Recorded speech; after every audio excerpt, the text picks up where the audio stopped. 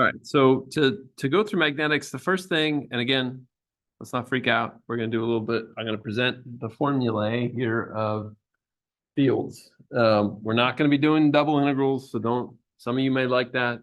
My guess is that there's like one person that does, and everybody else doesn't want to do that.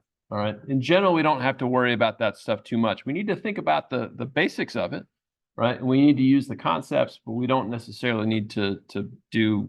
We're not going to be doing double integrals.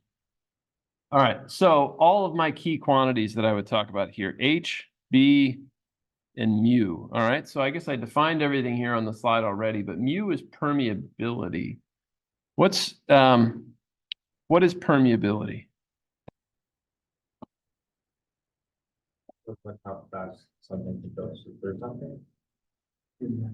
It relates to how we can pass magnetic field. Yeah, and it's very similar, and I like that definition. I like the way you're thinking of it. It's like conductivity, right? If I talk about conductivity in a wire, if I have a high conductivity in a wire, I can basically pass more current through it, right? Permeability is a lot like conductivity, and we're going to talk about it like that. So B and H, how do they relate to each other? I guess I even wrote it there. B equals mu H. All right, so if I'm in a particular material, H is our magnetic field intensity. B is our magnetic flux density. All right, so write those vectors like this. All right, when I draw my vectors and I write an arrow like that on the top, that means it's spatial. All right. So these things have, directionality to them. Again, we're not going to deal with them too much in the context like this. But we will be, in other words, in the context of calculus, but we do have to remind ourselves of this stuff. I put all the sort of the classic units here. So in SI units, H field is in amps per meter, and Teslas is the B field, right? Now, in general, as it turns out, you actually see that Ørsted's these really weird units, and that's not the O and the E should be closer together. It's Danish, or I don't know. OE, Ørsted's and Gauss are actually kind of more common when you look at the design literature. Okay, so we will probably look at that at least briefly, because I'll have you guys at least do a paper design on an inductor. Okay, but then we talk about phi, which I call here, you guys might have called it flux. I'm calling it flux per turn, and there's a reason why I'll call it that. So what is this? So this, in words, what does this say? Integral of B dot dA. What does that say in words? Total magnetic flux density like over a surface. Yep. So basically, if I had a surface, so let's say I had an iron core, and I had some B field passing through that thing. Phi would be the total magnetic field passing through that surface. Okay. And we call that phi. And in this class in general, yes, it's the integral over that surface, but usually we only need to compute that integral if, let's say, B is a function of position. We're not going to have functions of position. I'm going to tell you that B is such and such a number of Gauss go in a particular direction.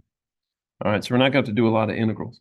Now, I wrote down here, we generally, for I say a linear magnetic material, which we won't talk about anything that's nonlinear, mu is mu R times mu naught. What's mu naught?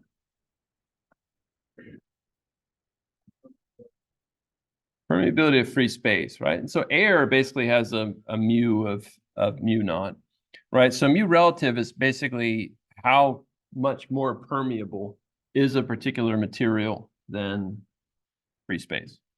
All right, so if I had a really good magnetic material, what would be true about its mu R? It'd actually be really, really good. Be really, really high. Oh, sorry, I missed it. Well, and so in reality, I don't really, I don't know, people can talk about some weird materials out there, but in general, for materials that we see, the lowest mu R we see is 1. Like air has a mu R of 1. We never really get anything close to 0. All right, but we will get stuff that's really, really big. So for a good magnetic material to be really high. So here's just, a sort of a sampling of some values, right? air is close to 1, copper is close to 1. All right, and then I gave you an iron core, and then I gave you something, magnesium zinc there, right? Ferrite.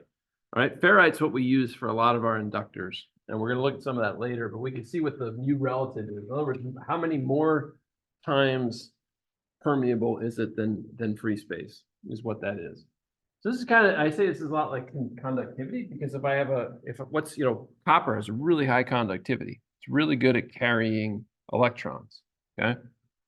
It's really good, a material with a really high mu R is really, really good at carrying magnetic field, all right? And that's why we use it, because the magnetic fields that we generate in these coils, we want them to be productive.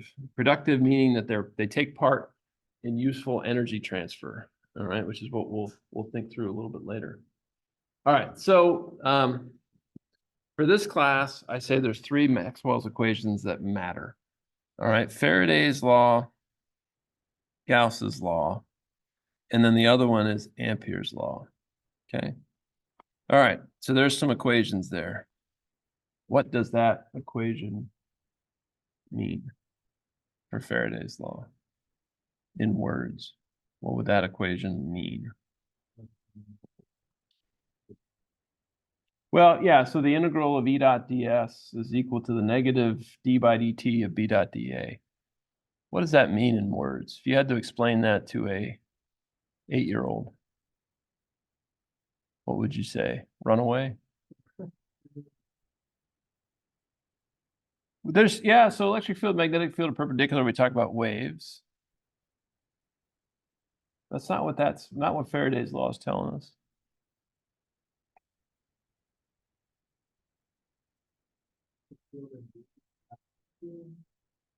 Opposite. Close. A magnetic field induces an electric field. And actually, more specifically, what it says to me, d phi, so d flux by dt is a voltage. All right. So what it says is that if I have a surface, okay, and there's a changing magnetic field through that surface, you will create a voltage on the edge of that surface. And that voltage can push electronics. Critical law. Why? Why is it so critical? The world's economy is based on that law, right? Because what do? We basically take a magnet, put it in between some coils, spin it, and that produces electricity, right? Really important. All of them are important, but this one's really critical. So I'm going to pause this because it's not going to work well. All right, so that basically, this guy tells me a voltage is created in a coil. Oh. Faraday's law basically tells me voltage is created in a coil if I have a changing magnetic field passing through that coil. Now, I've got this Gauss's law for magnetic fields, all right? In words, basically what that guy says is if I have some kind of a surface, all right, and let's say I have a 3D surface as a box, the total amount of magnetic flux entering that surface must leave it, right? What is this? Sort of like, it's like KCL, all right? What does KCL say? KCL says all the current entering a node has to leave a node, right? This guy says all the flux entering a node has to leave the node. Very similar, okay? Now, the other thing we have is I wrote Ampere's law, sort of, right? Why did I say sort of? Well, let's get to that in a minute. But basically, I said H dot ds equals integral J dot dA. So what the heck is that? That basically says if I have a surface, right? And I drew this picture here, right? If there was what it says is if I have a current that is going through this surface, all right? So this hatched surface here, if I have a current passing through it, there'll be a magnetic field generated around it. All right, and the right-hand rule basically tells me what the direction of that field is, right? If my thumb goes up, my fingers curl in the direction of the field. All right, any current that passes through S creates a field around it. All right, now I say sort of because you may remember with fields, there's another term that comes into play here. I won't worry about it. This is basically for what we deal with, which we call quasi-static, meaning really low frequency stuff, 60 hertz stuff, or even 100 kilohertz stuff. In general, that is basically what Ampere's law is. You may learn more about that in waves. Okay. All right. So magnetic flux. All right. So magnetic flux is important because magnetic flux relates to, in fact, when we talk about designing inductors, we're usually talking about how much flux the inductor is going to have. Okay.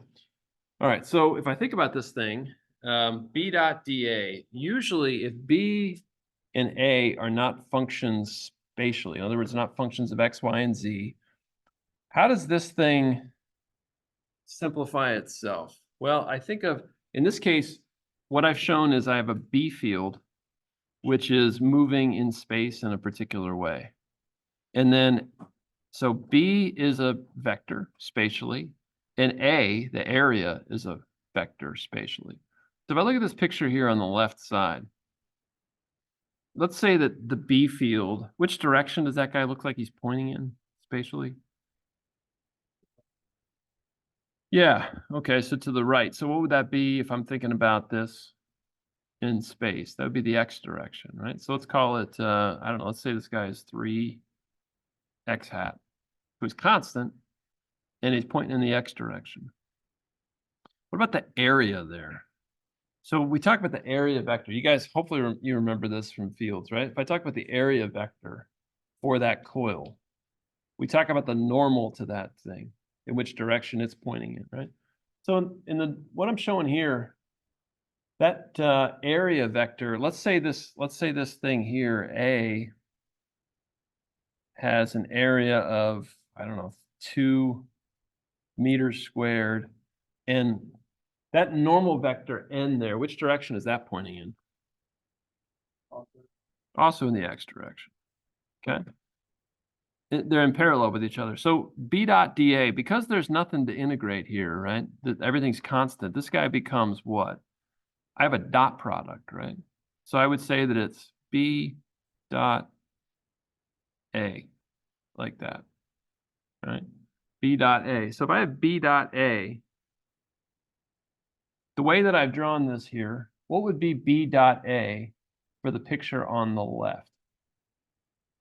If I said the B field was 3 X hat and the area was 2 meters squared pointing in the X hat direction, what would be what would be the flux? How would I calculate the flux? What's the cosine here?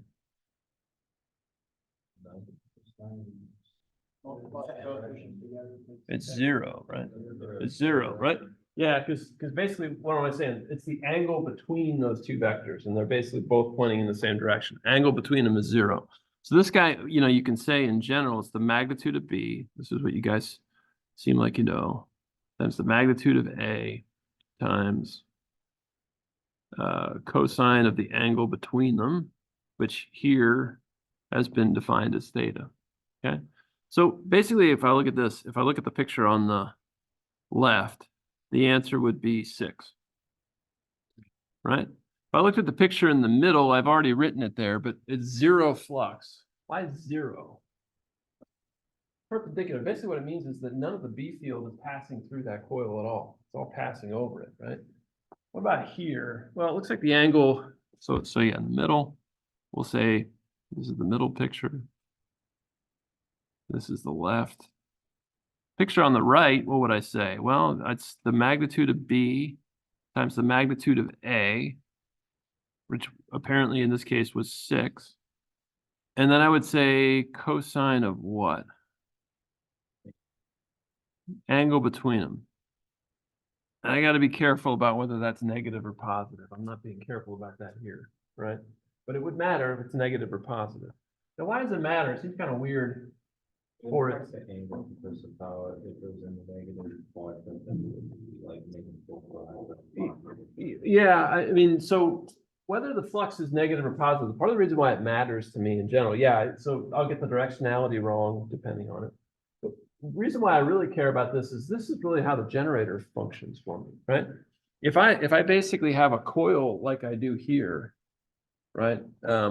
Or in general, what we're going to have, we talk about generators. I'm going to have a coil that is, and I should have brought a coil with me. If you'll bring one next time. Basically, if I take a coil, it'll be squarish or rectangular. And then all the changing magnetic field passing through it, based on the direction of the magnet, sometimes that guy will have a flux that's positive, sometimes he'll have a flux that's negative. And what that'll do is lead to a voltage that is positive and negative. All right, that's why it matters to me. Okay, questions about this? This is real basic magnetic stuff that you guys probably understand from fields fairly well. All right, now, these guys all lead to ultimately, this is why it matters to me, if the B field was changing, it would give me a voltage that was changing. Now, for what I just did here, if B is equal to 3, would there be a voltage created in this coil right here? Oops. Would there be a voltage created in this coil if I had some terminals on it? Sitting stationary in that position on the left, would there be a voltage? So the B field is 3, constant. Would there be a voltage created? No voltage is created if the B field's not changing with respect to time. All right. So we use that to sort of think through the problem. All right.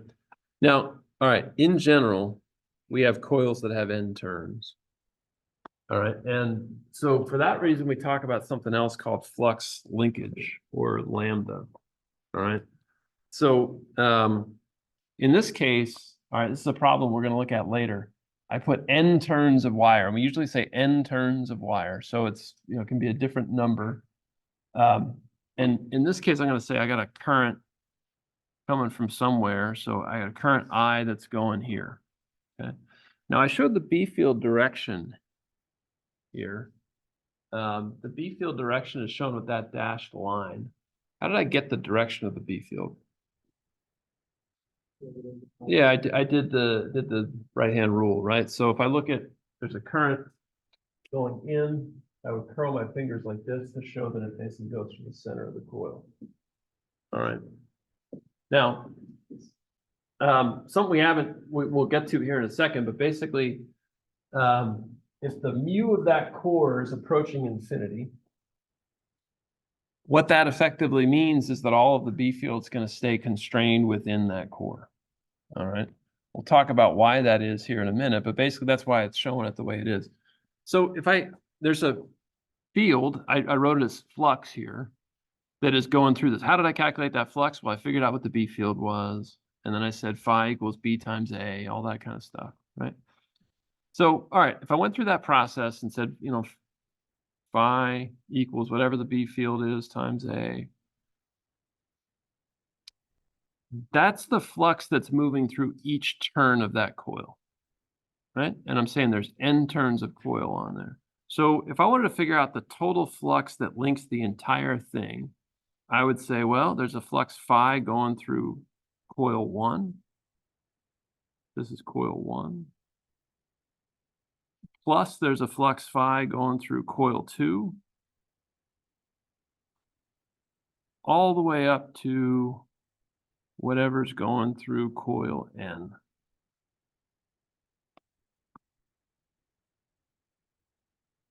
All right. So why did I do it that way? Well, because electrically, all of these coils are basically connected how? I said, you know, so are they series or parallel, all those coils? So it goes basically, so think about what this looks like, right? Unfortunately, this guy is not, I didn't realize it was foil before I did it. But they're basically stacked on top of each other here, right? So if they're all stacked on top of each other, would you call that series or parallel? What's that? They're series, right? Because the current would basically go through one coil, and then it would go through the one beneath it, and then it would go through the one beneath it, and the one beneath it, and the one beneath it, right? So if you saw the coils, unlike, you know, when we draw, it's kind of cartoony, but when you see them, and they're stacked on top of each other. So it's like it goes through a turn, and then it goes down a level, and then goes through a turn, goes down a level, goes through a turn. Basically, all of these coils have their own individual flux going through them. So if I said, all right, well, I want to figure out what the voltage is going to be. Each individual coil, if this flux is changing with respect to time, what's true about each of those coils? if the flux going through them is changing with respect to time, what's true about each coil? As a voltage, right? There's a voltage there. So I know then that the total voltage that's created is basically going to be, I'll say, d flux linkage by dt, but it's the summation just by KVL, right, of all of these individual voltages. Now, you guys already know what an inductor is. We're going to talk more about how you make them. But I would go all the way up here and say plus. So it basically becomes N times the flux through any one of them, right? The total flux linking the whole thing is N times the flux through any one of them. The reason why this seems weird if you saw this in fields, talk about flux and you talk about flux linkage. The reason why we do that is because it's sort of like by stacking these coils on top of each other. Each one is its own generator. Each one's producing its own voltage. And I'm stacking those on top of each other to make a bigger voltage. All right. So in that sense, each one of these is like an inductor, right? So what we often say is that V of t, which I wrote here is N times d phi by dt, that is also L by di by dt. And the flux is somehow related to that. All right. So one thing we talk about in an inductor, what's a capacitor store? Charge, right? And so how do you get it to store a charge? Well, you put a voltage on it, right? So we have Q equals C times V. Put a particular voltage on a capacitor, it stores a particular charge. What do I do in an inductor? What do I store there? Magnetic flux, right? Magnetic field. So basically what I do is I put a particular current through it and I get a particular flux. So we say we charge a capacitor. What do we do to an inductor? Right? We magnetize it, is what we say. Yeah, we give it a magnetic field, right? So you can see a lot of parallels between, you look at the relationships here. Like given a certain L, all right, if I put a particular current through it, I get a particular flux. Very similar to what a capacitor does. Capacitors are a lot easier to understand. The reason they're a lot easier to understand is because they're a lot more linear in general. What do I mean when I say they're more linear? Any idea? No. Well, the real problem we're going to have with inductors is if I look at this guy, the mu, I say the mu is infinite. What's going to happen is if I make the magnetic field inside that material get bigger and bigger, what's going to happen is that the permeability is actually going to drop. All right. So if I put a lot of magnetic field through this thing, it becomes less permeable. In other words, that makes the inductance really, really complicated. If I put more current through this thing and then create more magnetic field, it's actually going to become a worse inductor over time. All right. And so that's why part of the reason why you don't talk about inductors as much. Part of it is because of electronics. Part of it is because they're a lot more complicated in general, right? They have weird behaviors that capacitors typically don't. All right. Yeah. And we're not going to deal with capacitance really per se. I mean, unless our circuit has a capacitor, we're not going to deal with the design of them. We are going to deal with the design of inductors. All right, very often it's the case that you buy a capacitor, but very often it's the case that you design an inductor. What does that mean? That means that you buy a core and you buy some wire and you wrap the wire around the core to achieve a particular behavior. All right, we're gonna deal with a design problem like that. All right, so in general, we say that we store flux and we have this relationship that the voltage, you've known Faraday's law is V equals L di by dt for a while, right? That is Faraday's law. All right, you don't think of it that way, but that's basically what it is. Okay. All right, so I want to create an inductor and I want to go through the process of thinking about how we would do that. So let's look at an example here. What I did was I have a toroid, and I'm going to bring in some toroids next week so we can see. Basically, it's a donut. All right. Toroid's a very common thing We get into magnetics, you're going to see there's all kinds of, they get names. There's E cores, U cores, I cores. They basically, what's an E core look like? The letter E. Okay. What's an I core look like? The letter I, right? So it's not surprising. Toroids are the other one that's pretty common. It's a donut, basically, with a hole through the middle. Okay. So here I've got my toroid, and what I've done is I've wrapped N turns around my toroid. All right, and I have a current I that's going through that. I'm making some simplifications here, but I'm basically saying that the toroid has a radius R. And the width of the actual material, and again, I'll bring one so you can see it. What is this stuff? This basically would be some sort of iron material here. I'm saying that the width of that thing is much, much smaller. Here I said the radius is much, much bigger than R. The other way I actually like to think about it is the width is much, much smaller than the radius. What that means effectively is what in the context of these problems? Anybody know? What's that?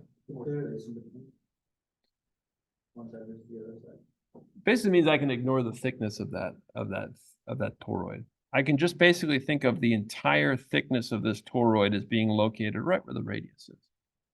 All right, I can ignore that. Basically, it's like it's negligibly thick. Okay, so we'll use that. And then this guy has some sort of cross section like I'm showing here. Okay, so that's the basic picture. I've got N turns wrapped around it. Okay, all right. So where's the magnetic field? How did I figure out where the magnetic field's going to be? You guys remember how to do this? Whose law would I have to do to figure out where the magnetic field's going to be and what it's going to be? What's that? Ampere's law. Gauss's law would be the one that would do it if I was trying to do electric fields, right? So, all right. Ampere's law was this guy. So Ampere's law said, all right, if I've got a current going up through a surface, there's going to be a current going around it. Now I'm going to do this problem once doing magnetic fields. Then I'm going to do it again Monday using what's called a magnetic circuit. All right, we're going to make an analogy between electrical circuits and magnetic circuits. Because if I think about what's happening in an inductor, what I do is I have a source of magnetic field, and that makes a flux move through a system. Just like if I have a source of electric field, a battery, I can make electrons move through a system. So we're going to make a model that relates magnetic systems to electric systems. We'll do that next time. Today, I want to look at this guy. I'm going to do it from a fields perspective and connect those things. Okay, so I want to figure out the H field. And I use those terms interchangeably for magnetic field, but I want to figure out the H field because that's what Ampere's law does. Okay, so how do I use Ampere? What the heck does Ampere's law say? What does it say? It says that the integral of H dot ds around a closed surface equals. What's it say in words? This is our blind spot. This is your blind spot. This is the blind spot of many an undergraduate engineers. I know the math, all right, but what is it? It says that if I have a current, let's say, think of this table as a surface, right? If a current is coming up through this surface, what's going to happen? The magnetic field around its edge. Okay, so if I want to calculate this thing, where do I draw the surface? All right, so where's the current? The current basically is going, it's going that way, and then it drops down into the page. Goes around to the other side of the toroid, then comes up, then goes over, then goes down again. Where's the surface? There's a circle somewhere. Where's the circle? Got a couple of choices, right? How about if I do it here? Right? So there's my surface S. I have that shaded. So in other words, what's the current coming up through that surface in total? The current coming up through that surface would create a field around that curve. So I put all of my N turns. Basically, I tried to show just right along that surface. I'm showing basically a cut of the coil, right? And so I've got circles with dots and circles with X's. What's a circle with a dot and what's a circle with an X? X is going into the page, yeah. and dot is coming out, right? So I'm basically, it's like, I'm just doing a cross section of the coil. So N turns apparently is 5 in this case. What's the current going through that surface? I'm leaving a word out. Right? Because what's the integral? The integral means that I sum over that thing. That means what's the net current? What's the net current there? 0. I guess I wrote it. Right? The net current 0. Right? So if you read the slide, you know it's 0. Why is it 0? What goes in goes out. The net current is 0. So how much magnetic field is going around this curve? J dot dA is 0. So what does H dot ds have to be? 0. Right? It's just an equal sign there. It tells you that there is no magnetic field going around the outside of that thing. All right. So what if I do this choice? And I do that surface on the inside. What's the net current going through there? Still 0, and the reason it's 0 is because it's in the middle of the hole of the donut here, and there's no wires passing through it at all. There's no magnetic field there. Third choice is going to be that one, right? So if I have that choice, how much net current's going through this guy? The number of turns. Number of turns times I. So if the current entering this thing is, 1 amp, and here I have 5 turns, there's going to be 5 I is the total amount of current going through it. Now I know that there's going to be a field going around that curve. Unfortunately, I didn't erase the direction of it there, but how did I figure out the direction? Your fingers were inside. Yeah, so if the X is into the page, I basically put my thumb into the direction of the X and I curl my fingers around with it, right? So my H field's going to go around. All right, so now I want to use this result to calculate the H field. So I just said J dot dA, the total current is N times I. So I have, oh boy, here we go. We're gonna do calculus. H dot ds is equal to Ni. So that H field is going to end up being constant. There's some ways that I could derive that and show that, but that H field is going to be constant. And it's going to be going around in a circle. So as I go around that circle, that ds, how would I calculate that? Well, basically, what you're saying is you're basically summing the H field as you go around that thing. So what would I do if I had to calculate it around that integral? Let's see if you guys remember how to do that. How would I calculate this? You do what? Yeah, so I go into cylindrical coordinates or whatever, and I do this whole thing. It's going to be what? If the H field is constant, in other words, it's not a function of position. Same at every given point. So basically what I end up with is I get H, the ds would basically be 2 pi r, right? The circumference of it, right? And yeah, r, capital R, times Ni. So basically what I end up with is the H field is N over 2 pi r times I, like that. So I wrote the I off by itself on purpose. Because basically what I have is a bunch of constants here times I, right? So all those constants here, these things don't ever change. I can change. Once I built this thing, none of these things change. We don't have a changing number of turns. Unless you built it really bad and you drop it on the floor and it unwinds or something like that. This is not supposed to change. How do I get the B field? If I know H, how do I get B? Well, I don't divide by mu. B is equal to what? B is mu times H. So my B field ends up being mu N over 2 pi R times I.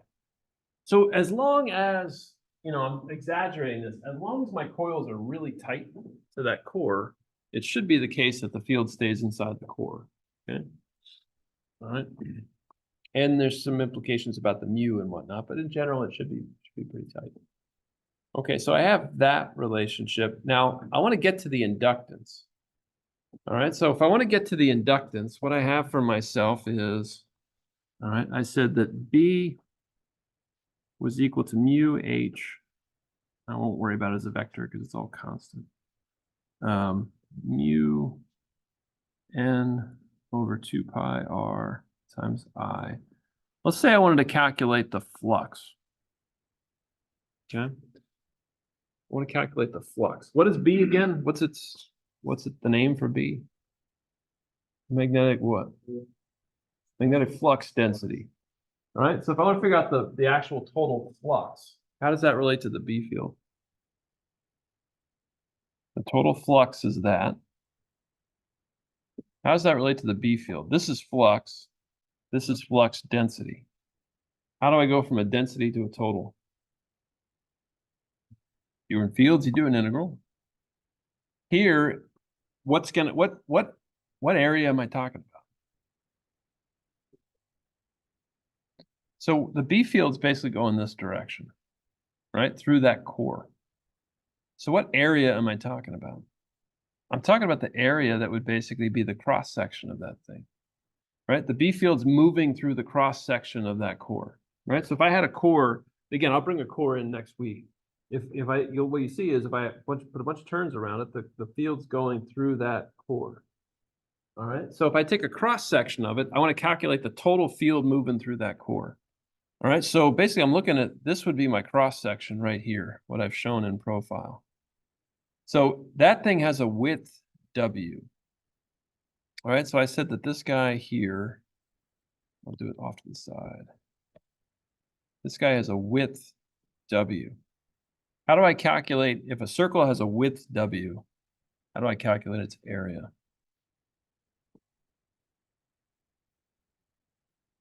Areas minus the width, but divide R squared. The diameter? So it's what? Yeah, let me call it the diameter. It's the diameter. W is the diameter of the circle. So pi R squared, right? So W over 2 squared. So that would be pi W squared over 4. So how do I calculate the flux? What's the total flux passing through that surface? Well, it's B times area. And they're perpendicular to each other, or sorry, they're parallel to each other because essentially at every point, right? I could look at it here, look at it here, could look at it here. At every point, the B field is passing straight through the center of that surface. Okay. So I'm saying this becomes mu N over 2 pi R times A. So that would be pi W squared over 4 times I. So what do? I take the W's, cancel them, or sorry, the pi's and cancel them. This becomes mu N W squared over 8R equals I. Okay? Again, I'm keeping this separate because what is this guy? What's different between these terms and I? They're all constants, right? That I can change, but all that stuff out there is fixed. All right? Okay, I know the flux. This thing is an inductor. What's true about an inductor? I know that V equals L di by dt. When I'm making one of these things, again, we'll do some design problems, right? When I'm making one of these things, I want an L of a particular value. How do I get from phi to something where I can think about what the inductance is? How did flux relate to inductance? How did flux relate to inductance? We talked about that. You already forgot. What's that? Li, right? So an inductor stores flux, right? So phi is equal to Li. There was a catch to that though, right? What did I say back here? I went on about something that you guys didn't care about, which was what? This, right? This guy is basically a bunch of coils in series with each other, right? When I have coils in series with each other, each one has the same flux. So what I did was I said, well, each one, since they're in series, I have to add up the total flux going through the whole thing. which is n times the flux going through any one. And I call that flux linkage. It's how much flux is linking the entire thing. So what I do is, if I want to figure out the inductance, what I really have to do is I have to say, well, the flux linkage in this guy, lambda, is equal to n times phi. That ultimately is equal to L times I. So what's that going to be? How do I calculate that? It's an N. Oh, my bad. It's too open. All right. N phi. How would I do that? What do I do to calculate that based on everything I got?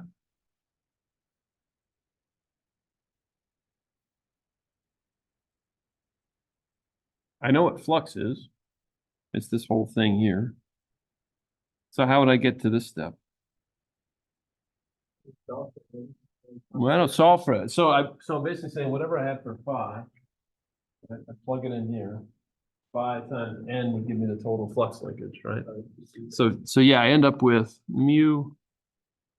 And in fact, I'm going to move the n as well. W squared over 8r times n squared times I. All of these things here are the inductance. All of those are constants, right? N's constant. Everything else is a geometric constant or just some straight up number, all right? So we've got a process here, all right? If I asked a problem like this, you have to figure out the H field, go to the B field, determine the flux, calculate the flux linkage, then get the inductance knowing lambda equals Li. All right? We're not usually going to use this process, though. What I'm actually going to do is make some parallels eventually to the fact that an inductor is a lot like an electric circuit. And what I do is, instead of having a voltage source, what I do is I have a current source that's creating a magnetic field. And that magnetic field is moving through some system. Just like a voltage source pushes electrons through a system, we're going to make that parallel, and we can make these problems a heck of a lot simpler. All right, which is what we're going to do. All right, and we'll work on that on Monday. All right, that's it.